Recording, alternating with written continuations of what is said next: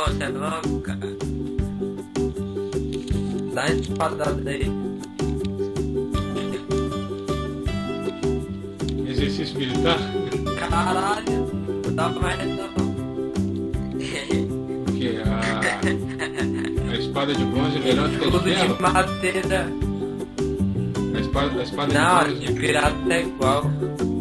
Ah, entendi. Só que o escudo de madeira não presta não, mano.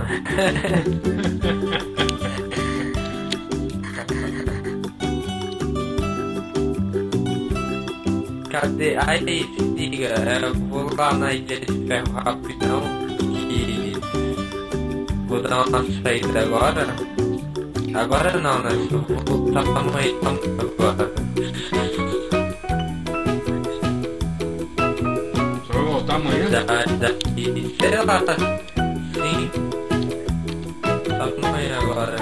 Aí se tu quiser entrar lá naquela casa, só se liga pra não deixar a porta aberta, velho. Não, aqui, cara, é o seguinte, a questão ali libera pra mim poder construir ali, ó, construir a muralha aí, ó.